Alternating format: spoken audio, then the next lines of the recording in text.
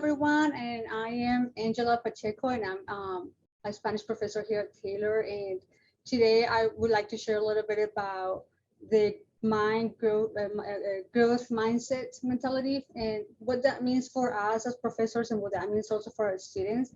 And I'm just going to share a little bit about what it is and how has that worked in my classes, and then just a couple of techniques and a couple of assignments that I use in my classes so that we can promote that pedagogy in our students. I'm going to go ahead and share here my PowerPoint with you and see, hopefully you can see it. All right. Perfect. All right. Yeah, so just to start, I would like to just share a quick story, and this is the story of my student, Eliza. And she was a student that I had a couple of years ago who actually taught me a really big lesson. Eliza was just a typical student who had to take a language class, and a lot of times the students are not super excited about taking these classes just because it's mandatory. So Eliza started with her beginners classes. It was a mandatory class. And then by the time she joined the intermediate class, the class was still mandatory because she was in 201 and 202. I got to meet her in 201, and it was just in 201 when a little bit of a spark of interest, like self-interest in herself, to just expand what she knew, that spark started, and we just started to having some conversations on exceeding in her knowledge and learning more about the language and what were the ways she could connect it with her major, and even just thinking at that point that she could even minor, which was kind of a little bit sometimes a little bit like pushing it too much, because at a 201 level it's tricky to say that, because a lot of times students either go really good or either just kind of just barely pass the intermediate level, and that is it. But what was interesting with her was that she, after talking with me multiple times, we were able to do a lot of connections with her major and other fields. And it was not easy, because this was the part that wasn't easy for her to think about passing from her intermediate level class to an advanced class was very complicated. But with our help, we can always encourage our students to take on those challenges and even praise the mistakes. In her case, a lot of growth and a lot of learning. The result with her story was that she did ended up minoring in Spanish, and she ended up doing a little bit of research in Spanish. She ended up doing a study abroad. She was an international student in Bolivia, and her story was just so an incredible reminder for me to do the same thing with my students and to always believe in their potential, even if at times they're just a student sitting in your class with no more interest than just passing the class. So we're going to just simply, this is just an example to get us a little bit on this idea of growth mindset. So what does it mean to have a growth mindset mentality? And this applies for the students, but also for us as professors. So well, here's one definition by Dweck, who I'll mention at the end in some of those works that I cited. But I'm going to read it from here. It says, individuals who believe their talents can be developed, and then this is the part that's important, not through hard work, good strategies, and input from others, have a growth mindset. So a growth mindset is when students understand that their abilities can be developed. For us as professors, growth mindset is to believe that those abilities can be developed in our students. So it's not just the students. What's interesting for me to think about when thinking about this idea is that we also have to think about fixed mindset. And so that is the opposite of a growth mindset. So fixed mindset is that idea that people believe their basic qualities, like their intelligence or talent, are simply fixed traits. They spend their time documenting their intelligence or talent instead of developing them. They also believe that talent alone creates success without effort. And so a lot of the things that you can hear with somebody with a fixed mindset is, I'm not good at languages. No, this is what I hear personally in my classes. You probably have your own. I have a scientific brain. I'm not a language person. I don't see why it would be useful to learn a language. And for professors, it will be the same. No, maybe we can think like, well, might not be, this person might not be really good at this. This person might never grasp what I'm trying to teach them. And so we're trying to remove both barriers in the instructor as well as in the student. Now, person with a growth mindset, can see the possibilities and the connections, just like Eliza, when we had conversations with her. It will be useful for the future. I see a lot of connections with my main major. We are more connected every day. It's important to learn other forms of communication. It will help me in landing a good job. I think I'm considered majoring, minoring, and so on. And we can do the same with our students. You should consider majoring, minoring. It will take a lot of effort, but I think you have the talent to do that. And here's the iceberg illusion. Now, so a lot of times what our students think that we're asking from them is just simply sex, and they think that it's just something that you can see. But really, there's this iceberg illusion about what it really entails to be a successful. Successful doesn't necessarily mean that you're very good at something, but it means that you dedicate a lot of time, that you put a lot of hard work and discipline. It means that a lot of times you have to go through disappointment and sacrifice, failure, but overall you're a persistent person. And so that's really what we want to show our students to do, is not to focus only on having a very excellent good grade, but rather that they will be able to appreciate the whole learning experience. I'm gonna move to my next slide here. Well, in my class, I'm just simply going to show you a couple of things that I do in my classes. One thing that I do to encourage this idea, especially because my students, sometimes we see them for 4 semesters because they start in 101, 102, 201, 202. So we really need them to get to understand that it will get difficult, but it will get better too, and they will succeed. We believe in that. And so a lot of the things that I do is I say things like, do not get offended by corrections. So instead, take the feedback. It will help you get better in class. And a lot of times what I do is I do tell them that I will be correcting things all of the time, and I check their work and I move on. I don't remember it anymore. And so that's just an exception for everyone. And that way it creates a little bit of an atmosphere where it's okay. You will hear people making mistakes, and we're correcting them all the time and trying to learn from them. And then the second thing I try to remind them occasionally, and sometimes I have this in my syllabus too, is that is the second part. You may have to accomplish a new task and be a little bit insecure. Maybe we're introducing a new grammatical form, or we're making it a little bit more hard in a composition. And so in this instance, do not think I will never succeed. In my classes, it's more like I will never succeed. I can't remember, I can't memorize, I'm not good at spelling, whatever that is. So just simply try to be confident, and that you will learn the new skills that you will need to learn, and there might be mistakes, and that's okay. And then as professors, I think it would be good for us, at least one thing that I try to do is to pay attention to the ability or the ways my students learn. And so in a language class, there are students who just simply speak a lot, and for them it's very easy to just speak the language. They might not be very good at spelling or writing or conjugations, but other students, they're much better at, for instance, say just reading or writing. So just kind of pay attention to that ability to learn and seeing what ways you can explore and help them.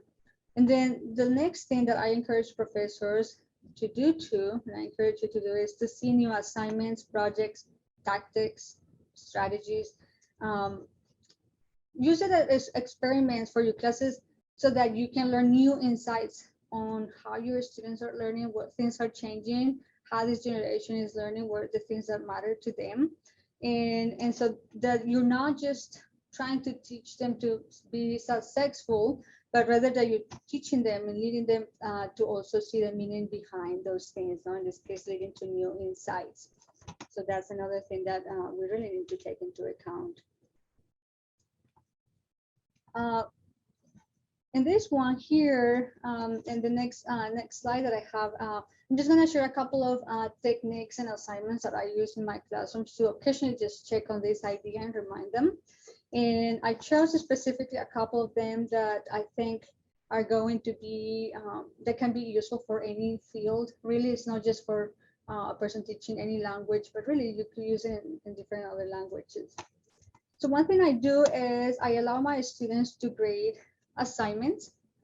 And so what I do is I take, it could be a written report, or it could be a composition, it could be an essay. And usually what I do is I add about 10 grammar mistakes, at least in my case for being a language. I add some orthographical errors, I misspelled some words, I write words that were not the word that was meant to be written in that case. I use wrong methods in the conjugations. You can, and you know, for any other class, it could be just any general or any misinformation, really. You can add to that little report or that little assignment, that little composition, and then just give it to your students and ask them to correct it. And one thing I do is I know that you have been growing a lot, you have been improving, and that you have been excelling in this class, and I'm sure that you can correct this assignment. So see if you can find what things need to be added, what things are, what are we missing, and just kind of pay attention. Well, this activity works really well for me for two things. Sometimes it's just very helpful for reviewing, but also just so that they keep in mind that I'm going to do this thing again. And so a lot of times what I do is I do it about 3 times a semester. And depending on the level of difficulty, I allow them to work with a partner, you know, somebody else, and just kind of like get into that mindset that they are going to do this later on. And so for me, this has worked really well because I just like the feeling of grading, even if these are not really assignments. They just really like the idea of finding what things what things are wrong, and they get a little bit of an awareness about what I see as well as a professor, and so it has worked really well for me. So here in this picture, for instance, this is just a very simple example for my one-on-one class. So it's just a little email, and they have to find the mistakes, and so and then tell me what were the things that were not working well. The other thing I do is individual projects, and individual projects is a little bit something that I try to build slowly throughout the semester. But they already know they will be doing an individual project at the end of the semester of their own. I simply just guide them throughout the semester so that they can see what that means and in what ways I have done it in my own thing. So what I try to tell my students is to connect what you know with something new. No? So I try to encourage interdisciplinary. I think at this point, the previous generation was focused on disciplinary, and that's why we have all of these disciplines that are very good at different things. But the new generation is not about disciplinary. The new generation is about multidisciplinary, no? And interdisciplinary. And so I really like to encourage that for my students as well. What I encourage you to do is to model this idea through an assignment that you design in class first. Now, so what does that mean? For instance, they can create a report on a specific topic, a presentation in class, a site visit, a questionnaire, etc. And then they can compare, add, and just simply try to go deeper on the topic that they're learning. One thing I tell my students is like, I want you to impress me. I like to learn from you. Like maybe you're teaching me something completely new.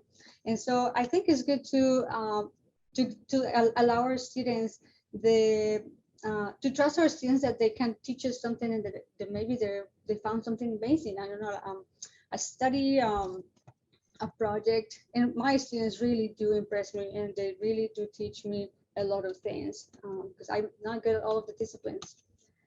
And then the last thing I do try to do is I ask them to write a little meditation on the project. depending on the size of the class, what I have done is I just talked to them individually, so you can just choose if you want them to write it or discuss it with you. I always enjoy discussing it with them because we talked about the difficulties, the things that worked well, how hard was it to find data and information and articles and stories and all of those things. And so I like to just simply talk to them about what it means and what it was and what they learned. And a lot of times it's just all the talking. So the idea is that we're doing all of these things in the celebration of learning, not just a good grade, but celebration of learning. I'm gonna just give you an example of one assignment that I did for my class. So before they do their individual project at the end of the semester, what I do is I model that with different activities that we do in class. And so for instance, in my cultures and civilizations class, we talked a little bit about gangs in El Salvador. No, so we just start, that's just the topic. And what I do is I bring some documents, different articles, some ideas, some rates and reports, concerns, things that are out there on the topic.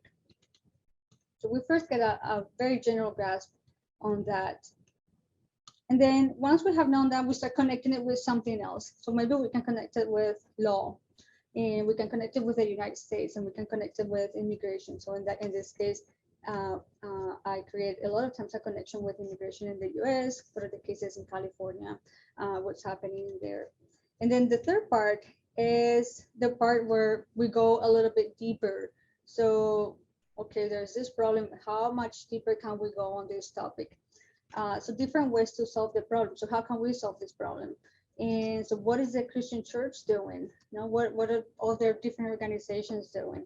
And so there's just a lot of amazing things that are happening out there, trying to help children, especially in very difficult situations, for instance, in El Salvador. And there is a faith connection when we looked at the what the church is doing, what lives have been changed, and so on. So this is a little bit of a way to do this, and it's not easy to find the information. A lot of times this information, for instance, is all in Spanish.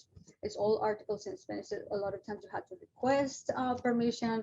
You have to read the government sites. So it's not easy, and I always tell my students how I got my sources and where I found them, and how I brainstorm all of these ideas. And so in this specific project is one of my favorite ones that my students have done, because I really do think that they have a lot of potential to put together all of those ideas and come up with something new, and definitely showing that growth mindset mentality. So this is 2 assignments that I do in my classes. And like I said, in this one, I just try to walk your students through the process of how you did it, so that they see the level of a little bit of difficulty, and then just use it as a final project for your classes if that's something that will work well for you. So this is one that, like I said, that I use in my classes.